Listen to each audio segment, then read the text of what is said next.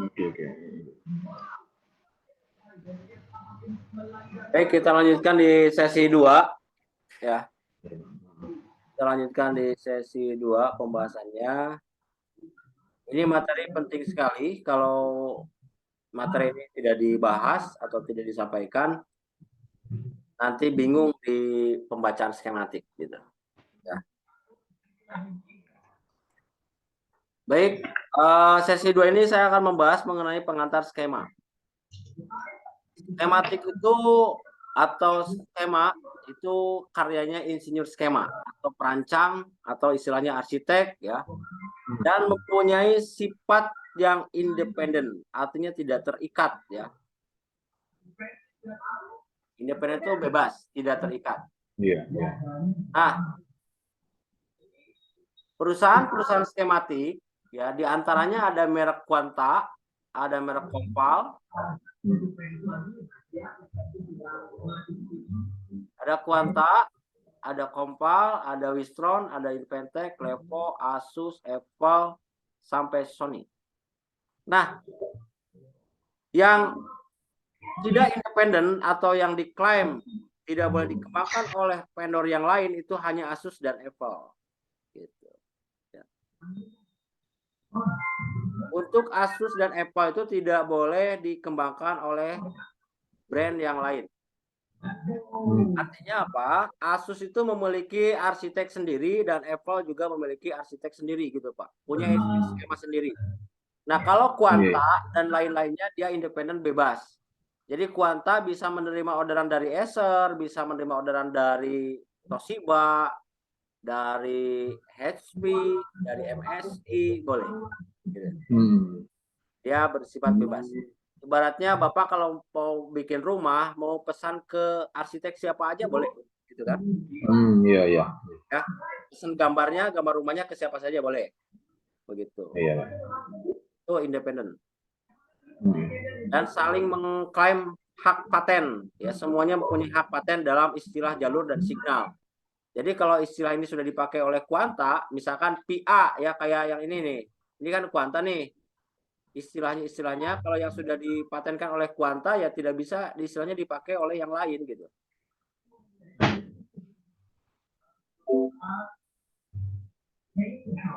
Kayak gini kan contohnya.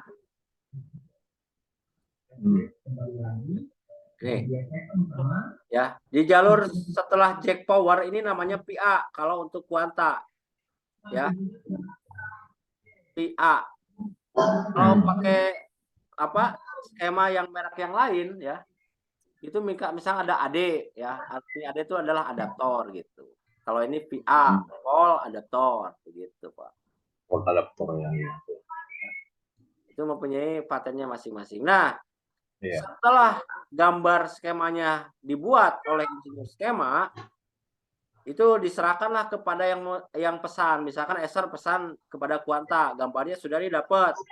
Gambarnya yang ini misalkan JE7 ya. Nah, ini skema JE7. Nah, baru Acer itu akan mengirimkan gambar ke pabrik motherboard, begitu Pak.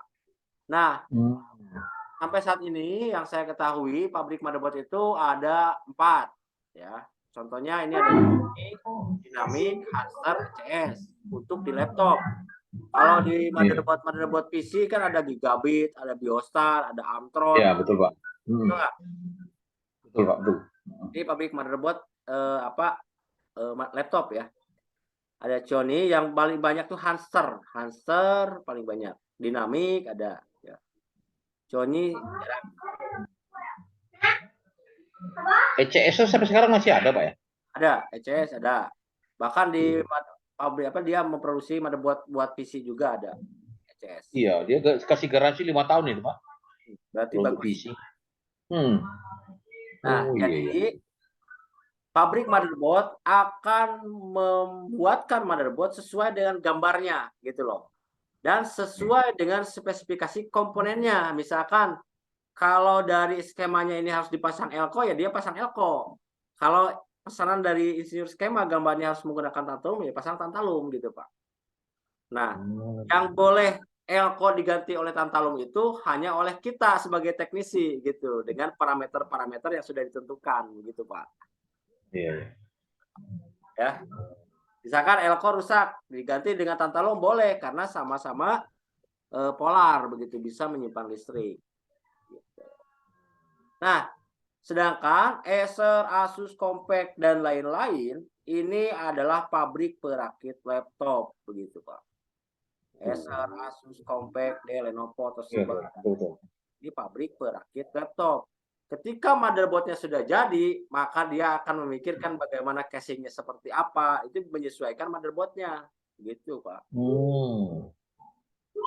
Jadi berarti mereka memikirkan casingnya gitu Pak ya? Iya, Gitu. betul. Oh.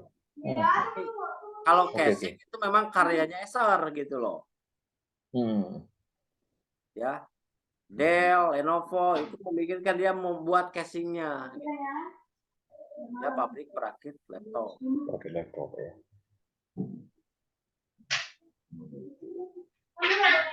Kita dilanjut nih. Oke, sebentar Pak. Pabrik perakit laptop tadi ada bagian skema, ada bagian apa gitu. Ada nggak kira-kira untuk satu merek itu dia terjadi ada dua skema Pak, tapi tidak sama, hanya mirip-mirip. Ada kemungkinan nggak gitu Pak?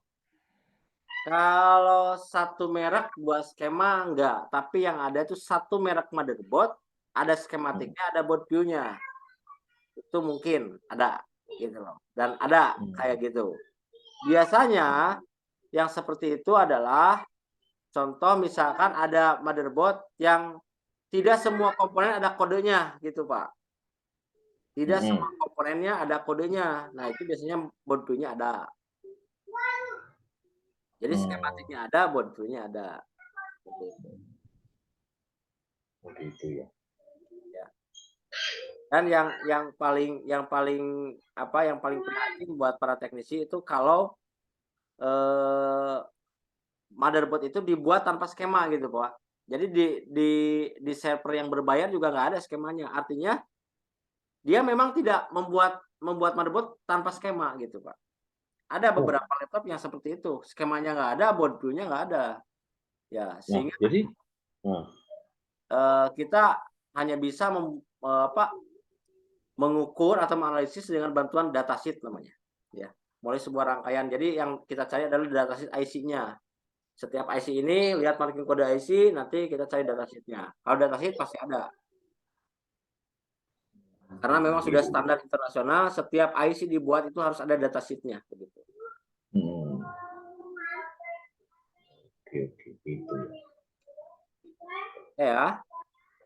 Kita lanjut. Simbol-simbol yang digunakan pada skematik. Simbol ground ini menggunakan ada 3 simbol yang digunakan pada skematik. Ini kode ini simbol ini udah internasional.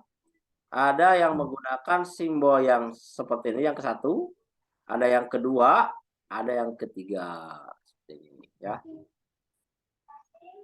Terus arah tegangan. Nah, kalau arah tegangan ini simbolnya seperti ini, Pak. Jadi hanya ada satu arah, itu berarti arah tegangan. Kalau dua arah, ya ini disebutnya jalur data. Ketika colok USB itu bisa terbaca karena ada jalur data gitu. Ya. Bisa terbaca ini USB-nya flash disk-nya misalkan 8 GB atau 16 GB itu karena adanya jalur data inilah yang membaca itu. Siapa yang membacanya yaitu IC SIO begitu, Pak. IC SIO itu yang menjadi terminalnya gitu, Pak. Nanti dari IC SIO akan dilaporkan ke prosesor begitu. Ke shortbread dulu, shortbread berarti dilaporkan ke prosesor. Jadi kalau misalkan pembina OSIS, kalau siswa mau ada kegiatan, laporan ke pembina OSIS. Nanti pembina OSIS laporan ke Wakasek kesiswaan. Dari kesiswaan laporan ke kepala sekolah, begitu Pak. Gitu Pak ya. Hierarkinya seperti itu. Ya. Nah, selanjutnya di dalam skema ada tanda pagar atau crash atau garis atas. Ini artinya active lock Yang maksudnya ketika aktif justru bernilai low atau rendah. Ya, contoh ini adalah tombol power. Jadi kalau misalkan tombol power ditekan, ini kan rendah, baru dia akan aktif ICCO-nya begitu. Kalau dia bernilai rendah, karena ketika ini tombol power ditekan, tegangannya kan turun, Pak. Tapi sebentar gitu kan. Nah, ketika turun sebentar itulah membuat ICCO itu bekerja aktif, dia mengirimkan signal perintah on begitu untuk hidup.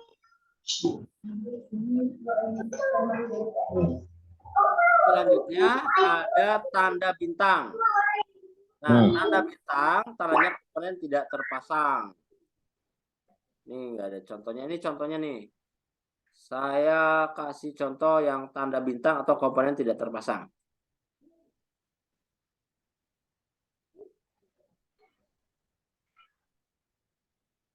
Nah ini. Ini kan ada PR 134 bintang. Shot. Nih ini artinya komponen tidak terpasang. Jadi kalau misalkan Anda cari komponen PR 134 tidak akan ada. Yang ada hanya titik-titiknya saja, titik kakinya aja di dalam motherboard.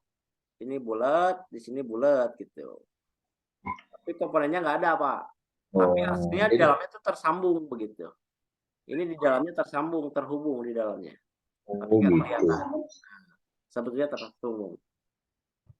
Jadi apakah ada tujuan dari mereka pembuat dari skema ini suatu saat itu akan menjadi teknologi ke depan gitu Pak? Entah apa mereka pasang di situ, kira gitu Pak?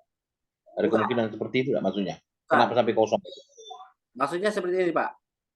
Tadinya ini akan dipasang resistor, tapi tidak butuh hambatan Pak.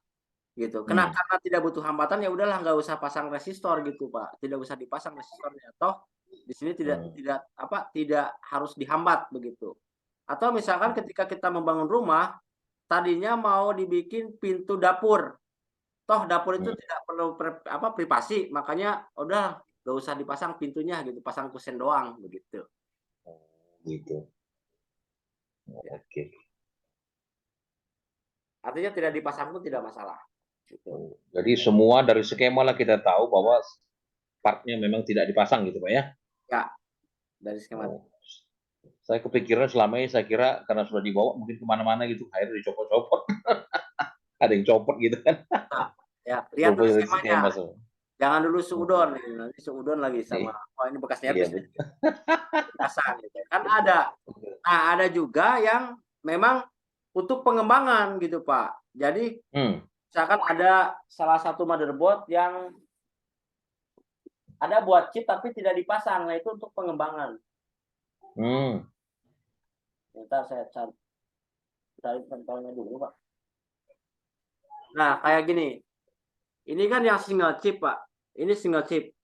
Nah ini ada kosong, ini untuk chip. Nah ini adalah untuk pengembangan yang disebut dengan double PGA nantinya. Gitu. Untuk seri revisi selanjutnya, misalkan ini 2.2 ya. Ini kan 2.2, mungkin rep 2.3-nya dipasang gitu Pak. Itu memang maksud saya tadi Pak ya. Gitu ya. Ini memang dari pabriknya ini nggak dipasang, tapi ada buat tambahan revisi selanjutnya. Iya, suatu saat gitu ya. Ini rep untuk yang harganya murah, nanti yang harganya agak di-upgrade yang double PGA begitu. Begitu ya Pak. Iya. Mungkin pertanyaan yang tadi masuk gitu. X441NT. Oke ya, kita lanjut ya. Iya Pak. Oke. Nah, kalau tanda lingkaran putus-putus, tanda lingkaran solid, atau tanda kotak solid ini adalah memberikan indikator bahwa komponen butuh diperhatikan. Nah, ini adalah insinyur skema sudah memperhitungkan bahwa komponen ini akan rusak duluan nih, contoh ini nih, PC34. PC34 kan pakai lingkaran nih. Oh iya. Nah, ini kemungkinan nanti dia akan rusak terlebih dahulu gitu, Pak. Jadi insinyur skema sudah memberikan rambu-rambu begitu. Bahwa ini akan rusak lebih dulu gitu. Maka yang diberi indikator ini oleh insinyur skema kita harus diukur. Harus diukur begitu. Seperti ini kan kotak tuh, solid. Iya. Kemungkinan MOSFET ini rusak duluan gitu. Oh. Kayak gini. Iya. Ya. Kalau yang di lingkar-lingkar itu, nah kayak ini nih, PR184, Iya, iya. PR148, ini kemungkinan rusak duluan. Hambatannya 100 ohm. Ya. Itu cirinya adalah komponen butuh diperhatikan. Itu maksudnya ya. Maksudnya seperti itu. Oke, kita lanjut ke aturan penulisan skema. Iya, Pak. Aturan penulisan skema, ya. Aturan pertama, antara satu ground dengan ground yang lain itu tersambung walaupun beda simbol. Paham maksud saya? Walaupun simbolnya berbeda, ya, dia tetap terhubung antara ground satu dengan ground yang lain. Contoh, mungkin di sini ada contohnya nih.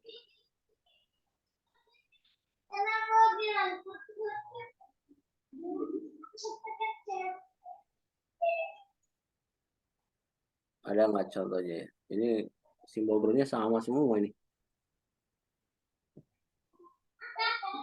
Mungkin di sini. Nah ini nih. Ini ada yang beda nih. Terlihat ada yang beda? Coba kalau bisa agak di zoom, Pak.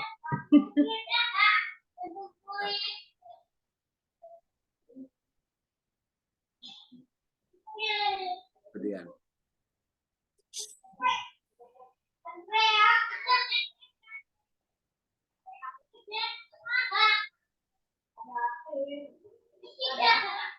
Bentar ya Pak ya. Iya.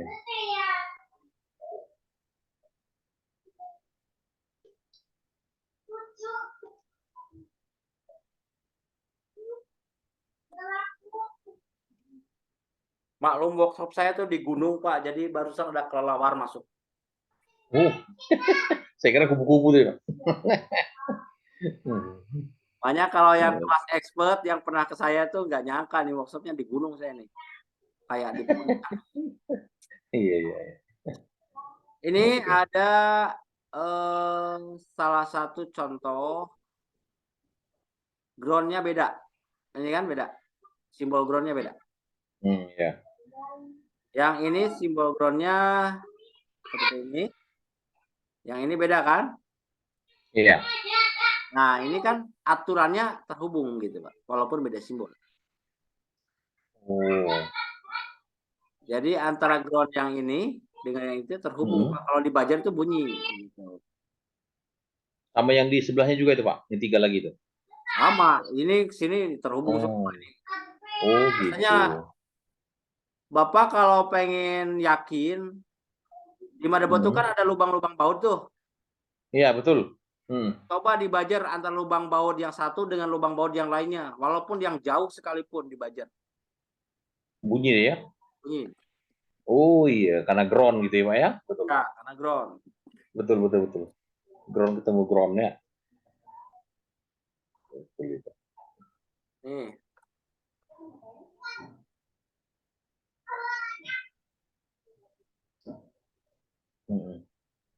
Iya Pak. Lubang baut ya.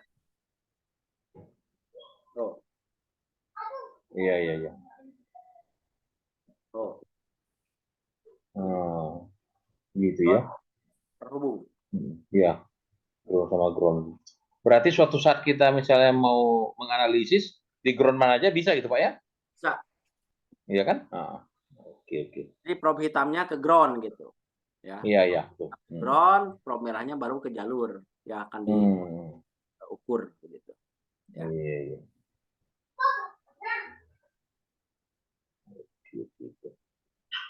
Oke, kita lanjut. Aturan yang kedua. Aturan yang kedua, nama jalur yang sama tersambung walaupun beda halaman atau beda lembar. Ini contohnya, Pak. Nama jalur yang sama terhubung walaupun beda halaman. ya, atau tidak tersambung di dalam skemanya. Ini contoh.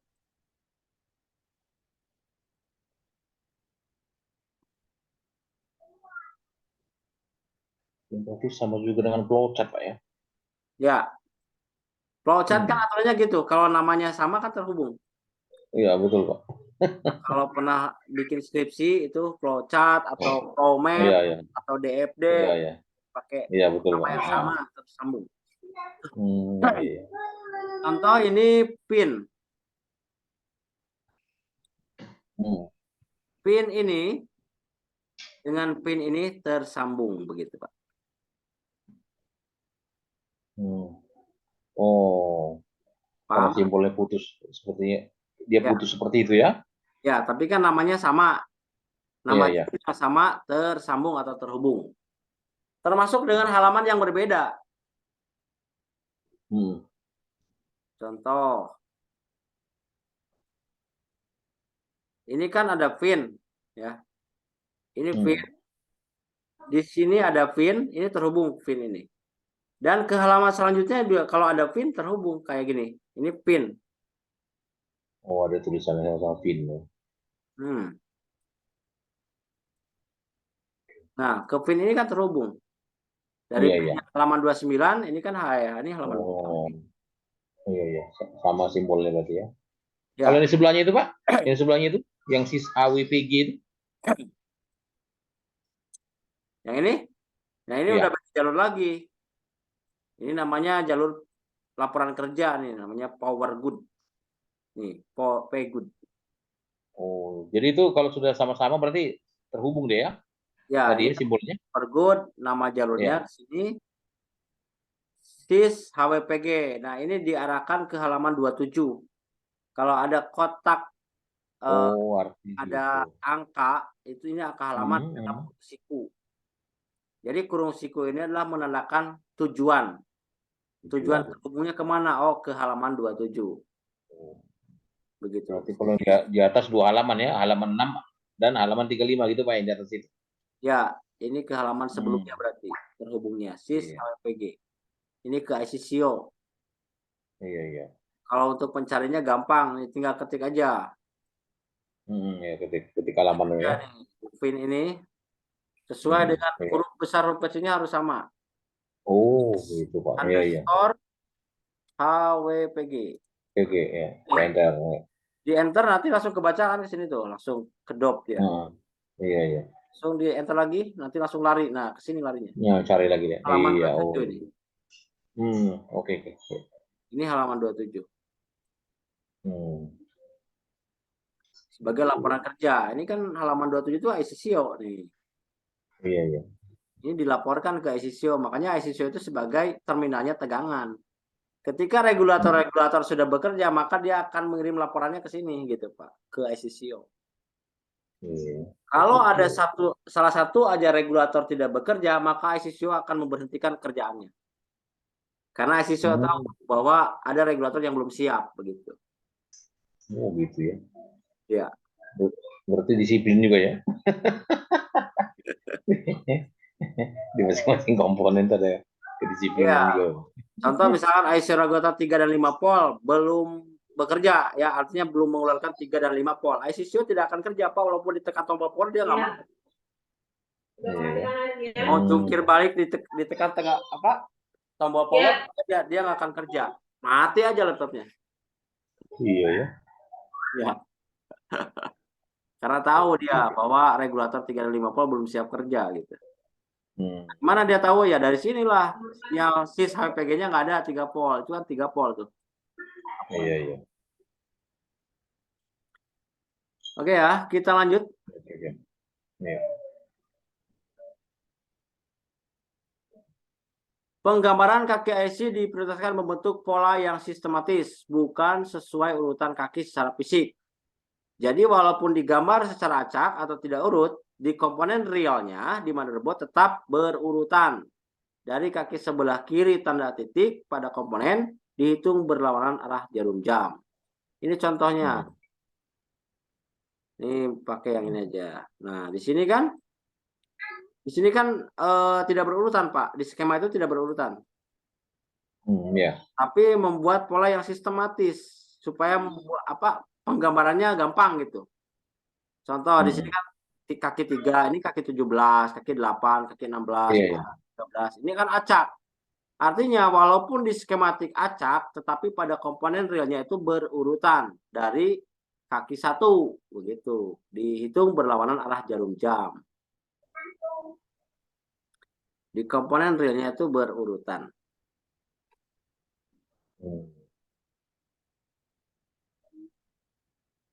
Oke.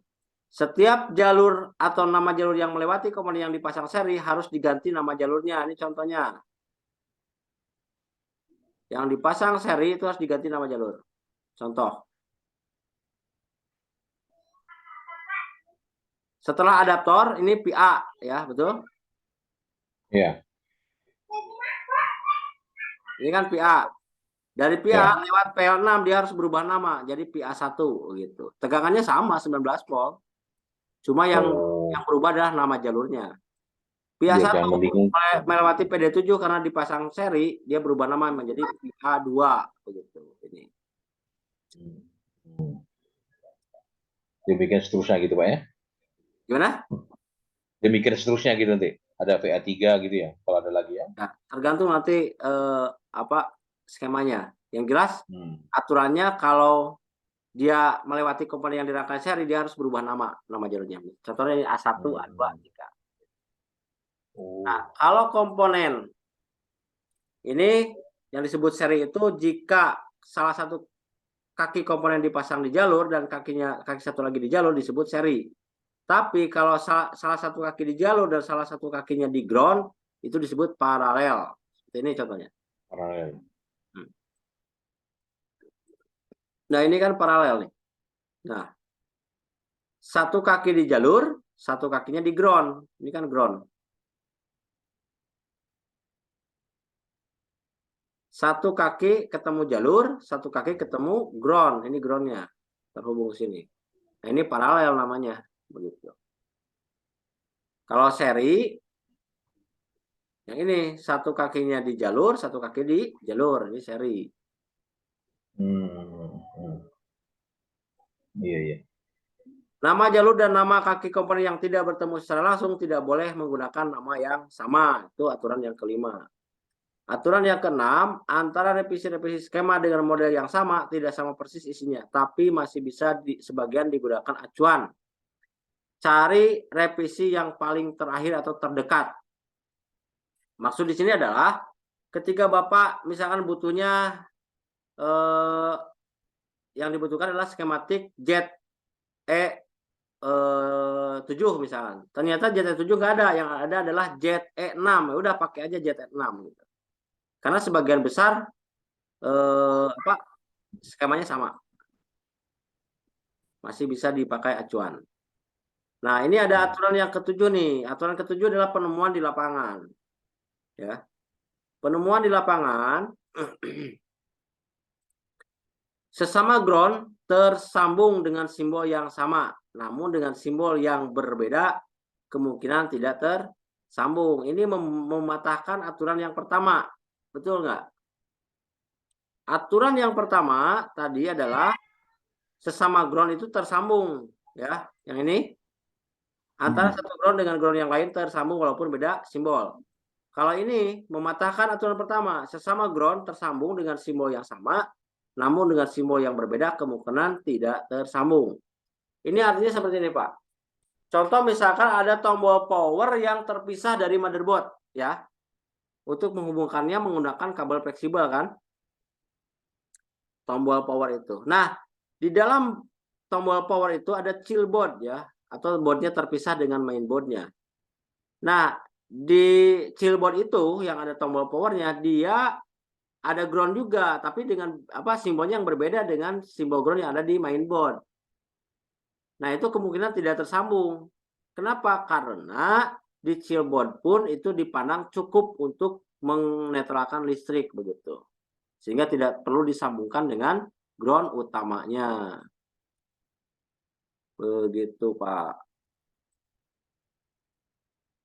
Oke, sampai sini dulu ada yang mau ditanyakan, silakan.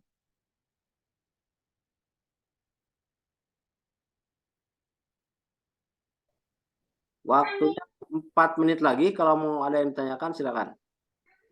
Untuk pembahasan isi skematik dan rangkaian-rangkaian lainnya akan saya bahas besok. Oke. Jadi besok tuh udah membahas mulai rangkaian separator, rangkaian charging, rangkaian regulator ketegangan 5 volt dan seterusnya. Besok sesi pertama itu akan menyelesaikan isi skema. Jadi semua nanti ini dibahas semua ini Pak, yang skema-skema di lampiran ini ya? Ya, dibahas semua Pak. Kalau Iya, nggak iya. nggak bakal paham. Iya, betul. Pembahasan isi skematik akan saya bahas besok. Oh, iya. Kalau ada yang ditanyakan boleh. Jadi setiap pembuat dari motherboard tadi kebanyakan memang atau rata-rata ya, kalau saya katakan itu tadi 99% mungkin Pak ya, atau ya lebih lah mungkin ya. Pasti mereka membuat apanya gitu Pak ya. Apa namanya itu tadi? Board view, apa Pak bilang tadi? Ya, Board skematik. view-nya? Ya, skematik atau board view. Nah, board view itu ya. Nah.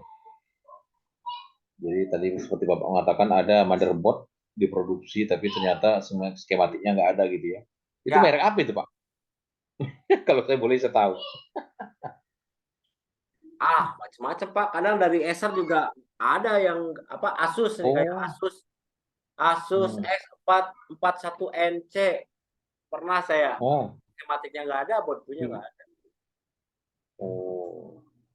Ada Tapi lama-lama jadi ada Pak ya? Ketemu? Gimana? Lama-lama ada? Lama-lama ada? Ya memang kalau dari pabriknya nggak ada skemanya, nggak ada.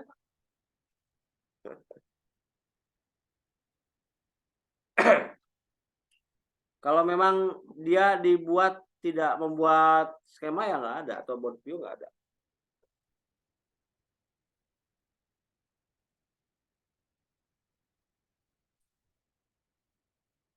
Biasanya kalau yang tidak ada skematiknya atau tidak ada board view-nya itu adalah meminimalisir anggaran pembuatan laptop. Seperti Bapak budgetnya 100 juta cukup untuk membangun rumah. Ya. Tapi karena ada anggaran biaya untuk arsitek, maka 100 juta nggak cukup Pak, begitu. Akhirnya udahlah asal jadi aja kebangunnya gitu loh. Yang penting, rumah juga gitu ya. Yang penting ada pondasinya, ada ruang tamu, ada terserah mau jadinya seperti apa, gimana ada atapnya ya. aja. Gitu. Kayak gitu Pak. Jadi tujuannya adalah meminimalisir anggaran pembuatan laptop. Biasanya laptopnya lebih murah. Jadi sebenarnya yang pertama sekali mungkin yang membuat itu bisa jadi perusahaan IBM Pak ya. Oh ya, kayaknya seperti itu Pak, karena IBM itu paling tua. Iya betul. International Business Machine gitu. IBM. Iya. Jadi tapi sekarang mereka mungkin atau sudah ganti nama itu Pak ya? Atau memang tidak ada lagi perusahaan itu? Saya kurang tahu Pak. Saya belum sengaja baca-baca kenapa dari IBM nggak ada. Gitu.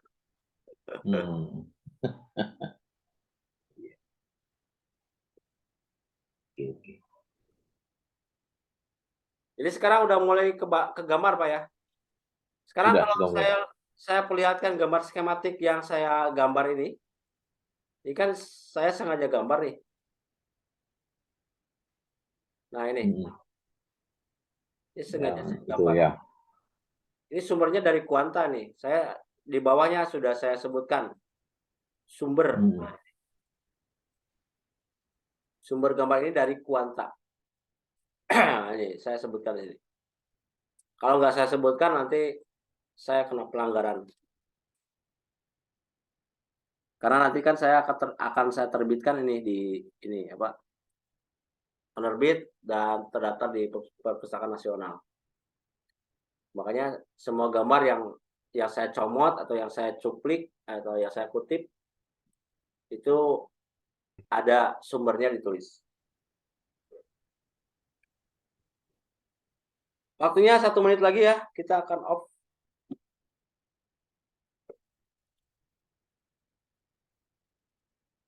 Dan untuk persiapan besok, tolong latihan digambar, semua lampiran ini digambar.